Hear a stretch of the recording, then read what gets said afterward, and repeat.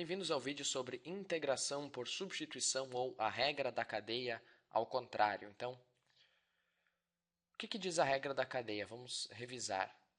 A derivada em relação a x de uma função composta de uma função f de g de x é igual à derivada da função de dentro, então g' de x, vezes a derivada da função de fora, mas não é só f' de x, e sim f' de g de x.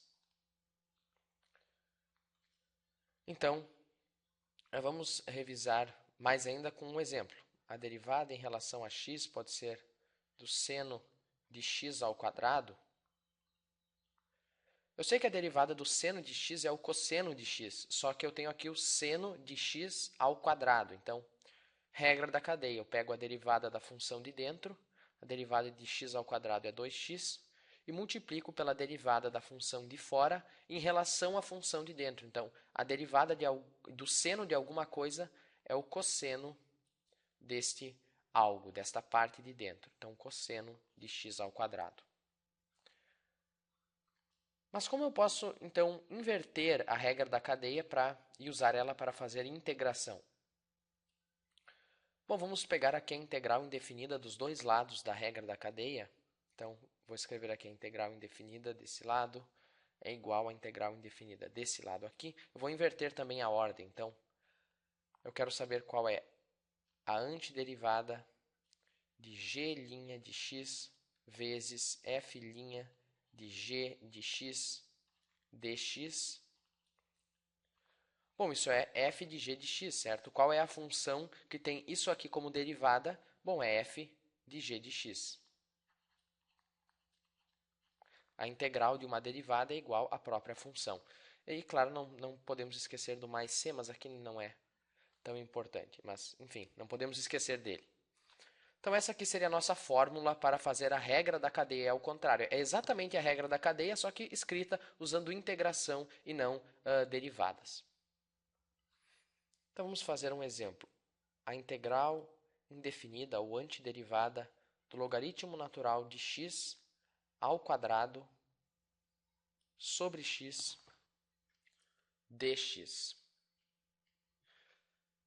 E nós podemos reescrever isso como a antiderivada de 1 sobre x vezes logaritmo natural de x ao quadrado dx.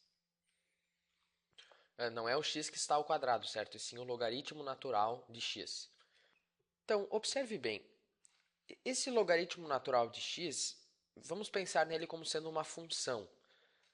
Então, eu tenho aqui fora a derivada dessa função, certo? A derivada dessa função multiplicando, porque a derivada em relação a x do logaritmo natural de x é 1 sobre x. Então, eu tenho, na verdade, a derivada do logaritmo natural aqui fora. Então, eu tenho uma coisa nesse formato aqui, certo? Eu tenho uma função de dentro, que é o logaritmo natural de x, e eu tenho a derivada da função de dentro multiplicando aqui fora. 1 sobre x é a derivada do logaritmo natural. Então, nós podemos aplicar a nossa regra da cadeia ao contrário. Nós fazemos o seguinte. Eu penso no logaritmo natural de x como sendo uma variável por si só. Então, qual é a integral de alguma coisa ao quadrado? Bom, nós sabemos, é 1/3 vezes alguma coisa elevado ao cubo. E nesse caso, a nossa alguma coisa, essa função, é o logaritmo natural de x. E por que eu posso tratar o logaritmo natural de x como uma função, como uma variável, aliás, por si só? Porque eu tenho a derivada dele aqui fora. Por isso que eu posso fazer isso. E na verdade, nós até podemos fazer de uma forma mais detalhada. Então, eu tenho que a função de dentro, o g de x, é o logaritmo natural, certo? E a derivada da função de dentro é 1 sobre x. E o que é o f'? Bom, f' é x ao quadrado, certo? Porque eu tenho a função de dentro ao quadrado. Então, f' de x é x ao quadrado. Então, essa integral aqui é f de g de x. O que é o f?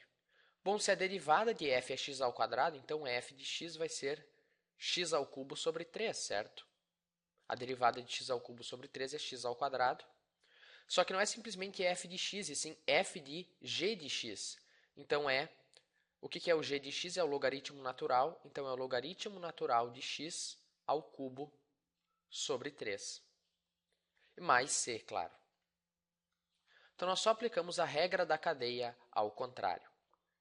E se você duvida, vamos pegar a derivada disso aqui, que acho que vai ficar mais claro, você vai ver acontecendo na forma tradicional. Então, é 1/3 vezes a derivada da função de dentro, que é 1 sobre x, vezes a derivada da função como um todo. A derivada de algo ao cubo é 3 vezes esse algo ao quadrado. A derivada de uma constante é 0. Então, isso é igual a 1/3 vezes 3 é 1.